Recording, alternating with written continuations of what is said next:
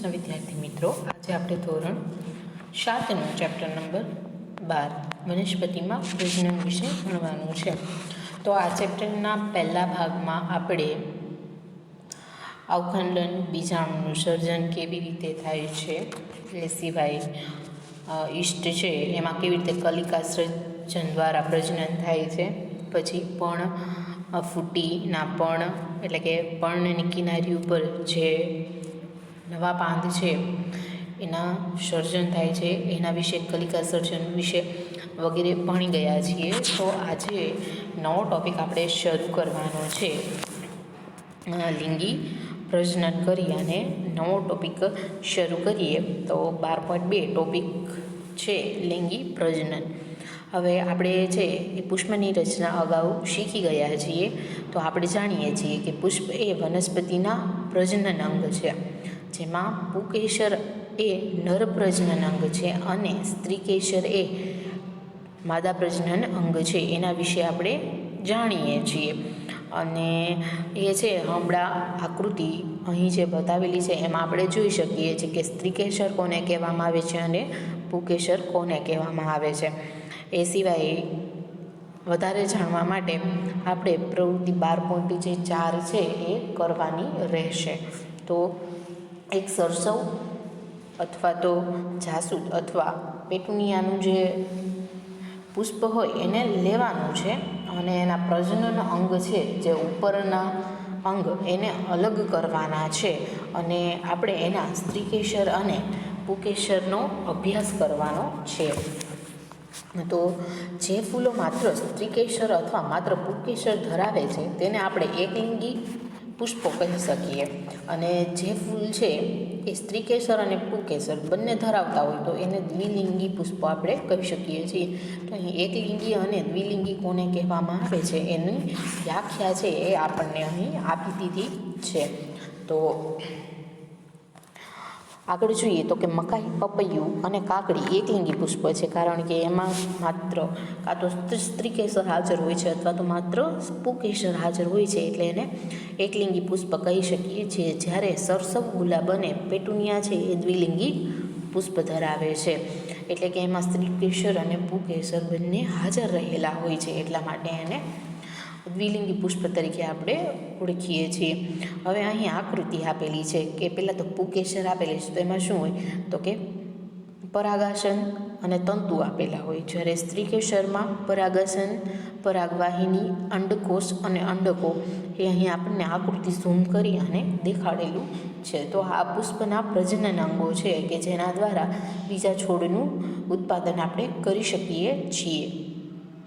હવે બંને નર અને માદા એકલિંગી પુષ્પ એક જ અથવા જુદા જુદા છોડ ઉપર હોઈ શકે છે. તો આગળ જે આપણને કહ્યું એના ઉપરથી આપણે એમ કહી શકીએ કે પુકેસરના ભાગો પરાગાશય અને તંતુ છે, જ્યારે સ્ત્રીકોષના ભાગો છે પરાગાસન, પરાગવાહિની અને અંડાશય, જેને બીજાશય તરીકે પણ ઓળખી શકાય છે. તો એમ પણ કહી શકીએ કે જાસૂદનું જે પુષ્પ છે એ દ્વિલિંગી પુષ્પ છે, એમાં પુકેસર અને સ્ત્રીકેસર બંને હાજર હોય છે. હવે પરાગાશય અને પુકેસરના તંતુને આપણે ઓળખી શકીએ છીએ. તો હા, આપણે ઓળખી શકીએ છીએ, કારણ કે આપણે આકૃતિ છે એમાં જોયું છે એટલા માટે. હવે પરાગાશય છે એ પરાગરજ ધરાવે છે, જે નરજન્યુઓ ઉત્પન્ન કરે છે. સ્ત્રીકેસર એ પરાગાસન, પરાગવાહિની અને અંડાશય ધરાવે છે. અંડાશય એક કે વધુ અંડકો ધરાવે છે, જેમ આપણે આકૃતિમાં જોયું એ પ્રમાણે. સ્ત્રીકેસર શું ધરાવે તો કે માદાજન્યુ અથવા અંડકોષ અંડકમાં ઉત્પન્ન થાય છે. આકૃતિને જ્યાં ઝૂમ કરેલી છે એમાં આપણે જોયું કે અંડકોષમાં અંડક આવેલા છે. લિંગી પ્રજનનના એક નરજન્યુ અને એક માદાજન્યુ ભેગા મળીને તેને ફલિતાંડ બનાવે છે, એટલે કે પુષ્પ બનવા માટે તેને વિકાસ કરે છે. પછી આગળ જોઈએ તો પરાગનયન શું છે એ જોવાનું છે. તો સામાન્ય રીતે પરાગરજ છે સખત રક્ષણાત્મક કવચ ધરાવે છે, જે તેને સુકાઈ જતાં અટકાવે છે. પરાગરજ હલકી હોવાને કારણે તે સરળતાથી પવન દ્વારા અથવા તો પાણીમાં વહન પામે છે. જીવજંતુઓ પુષ્પની મુલાકાત લે છે અને તેના શરીર પર પરાગરજ છે એને લઈ જાય છે. એટલે કે પરાગરજ છે એ ખૂબ હલકી હોય છે. કોને પરાગરજ કહે છે? તો આપણે આકૃતિ એમાં પહેલાં જોઈએ તો જેમાં પરાગાસન અને પરાગરજ દર્શાવેલી છે. જેમાં સ્વપરાગનયન છે અને બીજી આકૃતિ છે એમાં પણ પરાગાશય અને પરાગાસન દર્શાવેલું છે. જે પરાગાસન દર્શાવેલું છે એ અને આકૃતિ એ અને બીમાં થોડું અલગ અલગ આપણે જોઈ શકીએ છીએ. તો એના વિશે ડિટેલમાં છે હવે જોઈએ કે શું છે. તો કેટલીક પરાગરજ તે જ પ્રકારના પુષ્પના પરાગાસન પર સ્થાપિત થાય છે. એટલે પરાગરજ છે એ એના જેવું જે પુષ્પ હોય એ પ્રકારના પુષ્પ ઉપર જ સ્થાપિત થાય છે. અન્ય જીવજંતુઓ છે એ પણ એના શરીર સાથે પરાગરજ છે એને બીજી જગ્યાએ લઈ જાય છે. પરાગાશયમાંથી પરાગરજનું પરાગાસન તરફનું વહન પરાગનયન કહેવાય છે. એટલે કે જે પરાગાશય છે એમાં પરાગરજ આવેલી છે એનું પરાગાસન તરફ જ્યારે વહન થાય ત્યારે એને પરાગનયન કહેવામાં આવે છે. અંડરલાઇન કરવાનું છે. જો તે જ પુષ્પ પર પરાગરજ પરાગાસન પર સ્થાપિત થાય તો તેને સ્વપરાગનયન કહે છે. એટલે એક જ પુષ્પ ઉપર પરાગરજ છે પોતાના પરાગાસન પર જ સ્થાપિત થાય તો એને સ્વપરાગનયન તરીકે આપણે ઓળખીએ છીએ. હવે એક પુષ્પની પરાગરજ એ તે જ છોડના બીજા પુષ્પ અથવા તેના જેવા જ અન્ય છોડના પુષ્પના પરાગાસન પર સ્થાપિત થાય તો તેને પરપરાગનયન તરીકે આપણે ઓળખીએ છીએ. જે આપણે આકૃતિ એ અને બીમાં અહીં દર્શાવેલું છે. પછી આગળ જોઈએ તો આગળ ફલન શું છે એના વિશે સમજાવેલું છે. તો અહીં આપણે છે ને ફલન કોને કહેવાય ને એની આકૃતિ પહેલાં તો આપેલી છે કે અંડકોષ પરાગનલિકા અંકુરિત પરાગરજ અને ફલિતાંડનું નિર્માણ કેવી રીતે થાય છે એ અહીં દર્શાવેલું છે. હવે જન્યુઓના સંયુગ્મનથી રચાતા કોષને ફલિતાંડ કહે છે. એટલે આપણે આગળ જોયું ને કે નરજન્ય અને માદાજન્ય જે છે એના સંયુગ્મનથી ફલિતાંડ કોષની રચના થાય છે. હવે નરજન્યુ અને માદાજન્યુ ફલિતાંડ બનવા માટેનું એટલે કે જ્યારે એ ભેગા થાય છે એના સંયુગ્મન થવાની ક્રિયાને આપણે ફલન તરીકે ઓળખી શકીએ છીએ. ફલિતાંડ ત્યારબાદ ભ્રૂણમાં વિકસે છે. હવે એ બધું છે એ આપણે એક ફળ અને બીજના નિર્માણમાં જોઈએ. તો નવો ટોપિક છે ફળ અને બીજ નિર્માણ.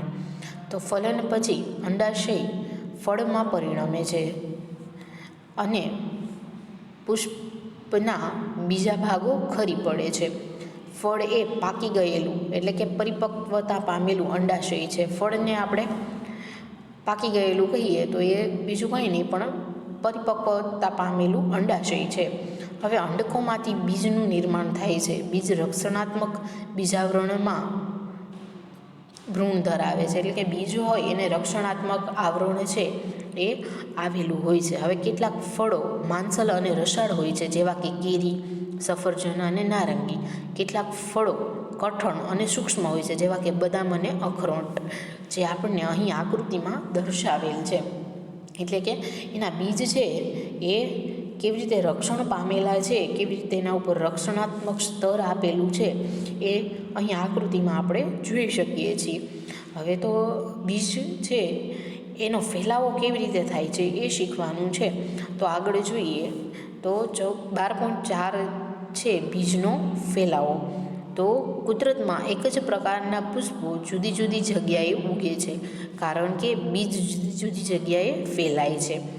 હવે આપણે જોયું છે કે એક જ પ્રકારના પુષ્પ છે એ ઘણી જગ્યાએ આપણે જોઈ શકીએ છીએ કારણ કે એ છે એના બીજ જુદી જુદી જગ્યાએ ફેલાયેલા હોવાથી અલગ અલગ જગ્યાએ આપણે એ પુષ્પોને જોઈ શકીએ છીએ. ક્યારેક તમે જંગલ કે ખેતર કે બગીચામાંથી ચાલતા જોયું હશે કે કેટલાક બીજ અથવા ફળો તમારા કપડાને ચોંટે છે. હવે આપણે જાણવાનો ક્યારેય પ્રયત્ન નથી કર્યો કે બીજ છે એ આપણા કપડામાં કેવી રીતે ચોંટે છે. આપણને ખબર પણ નથી હોતી કે બીજ છે એ આપણા કપડા ઉપર ચોંટેલા હોય છે. હવે જો કે એક જ વનસ્પતિના બધા જ બીજ એક જ જગ્યા પર પડે અને ત્યાં જ વૃદ્ધિ પામે તો તમે શું વિચારો છો, શું થશે? તો આપણે કહી શકીએ કે એક જ વનસ્પતિના બધા બીજ એક જ જગ્યા ઉપર પડે અને એનો વિકાસ થાય તો એક જ જગ્યા ઉપર એ વનસ્પતિ ગાઢ પ્રમાણમાં જોવા મળશે, ગીચ પ્રમાણમાં. તો અહીં સૂર્યપ્રકાશ, પાણી અને ખનિજ ક્ષારો અને જગ્યા માટે સતત સ્પર્ધા જોવા મળે. પરિણામે બીજ છે એ તંદુરસ્ત વનસ્પતિ તરીકે વૃદ્ધિ ન જ પામે. હવે આપણે છે એ ચેપ્ટર 1માં જોયું હતું કે કોઈ પાક છે એની આજુબાજુ નીંદણ ઉગી નીકળે તો નીંદણ શું કરે, જે પાકને જરૂરી પોષક તત્વો છે એ પોતે લઈ જાય. તો એવું જ અહીં થશે કે એક જ પ્રકારના જે બીજ છે એક જ જગ્યાએ પડ્યા હોય તો તેમાં જે સૂર્યપ્રકાશ છે, ખનિજ ક્ષાર છે એ યોગ્ય છે રીતે એને મળે નહીં અને વનસ્પતિ છે યોગ્ય રીતે વૃદ્ધિ નથી પામી શકતી. હવે આગળ એમ કહે કે વનસ્પતિના બીજના ફેલાવાની પ્રક્રિયા દ્વારા ફાયદો થાય છે. એટલે કે વનસ્પતિના બીજ જો અલગ અલગ જગ્યાએ ફેલાય તો એ વનસ્પતિના ઉત્પાદનમાં અથવા તો વિકાસમાં એને ઘણા ફાયદા થાય છે. હવે વનસ્પતિ અને કૂંપણોમાં સૂર્યપ્રકાશ, પાણી અને ખનિજ ક્ષારોની સ્પર્ધા અટકાવે છે. એટલે કે અલગ અલગ જગ્યાએ જ્યારે એક જ પ્રકારની વનસ્પતિ વાવેલી હશે તો એને યોગ્ય રીતે પાણી, સૂર્યપ્રકાશ અને ખનિજ ક્ષાર એ મળી રહેશે. તે વનસ્પતિને નવી વસાહતમાં બહોળો ફેલાવો કરવાની તક આપે છે. એટલે કે જો અલગ જગ્યાએ એને વાવવામાં આવી હશે તો એના ફેલાવા એટલે કે એના વિકાસની એને વધારે તક મળે છે. હવે બીજ અને ફળ એ પવન, પાણી તથા પ્રાણીઓ દ્વારા વનસ્પતિથી દૂર લઈ જવાય છે. પાંખોવાળા બીજ જેવા કે સરગવો અને મેપલ, જે આપણને આકૃતિમાં છે અહીં દર્શાવેલા છે. સરગવો અને મેપલના બીજ એ પાંખોવાળા હોય છે, જ્યારે ઘાસના બીજ હલકા અથવા તો રોમમય બીજ હોય છે, જેમ કે આખ અને મદારના. અને સૂર્યમુખી જે છે એના રોમમય ફળો હોય છે, જે આપણને આકૃતિ આમાં દર્શાવેલા છે 12.14 A અને Bમાં. હવે એને છે પવન દ્વારા દૂર દૂર સુધી લઈ જવાય છે. તો કેટલાક બીજ છે એ પાણી દ્વારા પણ ફેલાય છે. જ્યારે આપણે એને પાણી પાતા હોય ને તો પાણી દ્વારા જે ઉપરના બીજ છે એ વહન પામી અને જમીનમાં ભળે અને પછી તેનો વિકાસ થાય છે. હવે નાળિયેરમાં જોવા મળે છે તેમ આ ફળો અથવા બીજ સામાન્ય રીતે પોચા અને તાતણા જેવા બાહ્ય આવરણના સ્વરૂપમાં વિકાસ પામે છે. કેટલાક બીજ પ્રાણીઓ દ્વારા ફેલાય છે, ખાસ કરીને જેમાં બીજ કાંટાળા હોય અને હૂંક જેવી રચના ધરાવે છે, જે પ્રાણીઓના શરીર સાથે જોડાઈને દૂરના સ્થળો સુધી જાય છે. ગાડેરીઓ જોયા હોય કોઈ ગાડેરિયા, તો એ છે શું કરે તો કે કાંટાળી બીજ જેવું હોય, જે આપણે એની આજુબાજુમાંથી નીકળીએ ને તો આપણા કપડાં અથવા તો પ્રાણી કોઈ નીકળે તો એના કપડાં સાથે જોડાઈ જાય અને એ છે આપણે જ્યાં ખેરીએ ત્યાં એનો વિકાસ થઈ જાય છે. તો એના ઉદાહરણ ગાડરિયો અને યુરેના છે, જે આપણે અહીં આકૃતિમાં જોઈ શકીએ છીએ. હવે કેટલાક બીજ છે એનું વિકિરણ ત્યારે જ થાય જ્યારે ફળ ઝટકાથી ફૂટે. આ બીજ છે એ પિતૃ વનસ્પતિથી ખૂબ જ દૂર સુધી ફેંકાય છે, જે એરંડા અને બાલ્સમ છે જે વનસ્પતિઓ એમાં આપણે જોઈ શકીએ છીએ. તો અહીં છે આપણને બધી આકૃતિ આપેલી છે, જેમાં સરગવો અને મેપલના બીજ તો એ શું છે તો કે પાંખોવાળા હોવાથી પવન દ્વારા ફેલાય છે. પછી બીજું છે સૂર્યમુખીનું રોમમય ફળ અને મદાર, તો એ કેના દ્વારા ફેલાય તો કે એ પાણી દ્વારા ફેલાય છે. અને જે ગાડરિયું છે એ પ્રાણીઓના શરીર ઉપર ચોંટી અને દૂરની જગ્યાએ જઈ અને વિકાસ પામે છે. તો અહીં છે આપણે વનસ્પતિનું નિર્માણ કેવી રીતે થાય છે, એમાં પ્રજનન કેવી રીતે થાય છે, વિકાસ કેવી રીતે થાય છે એ ભણ્યા. આ ચેપ્ટરના સ્વાધ્યાયના પ્રશ્નો છે એનું PDF આપને આપી દેવામાં આવશે. PDFમાંથી જોઈ આપણે પાકી બુકમાં એ પ્રશ્નના જવાબ લખવાના રહેશે.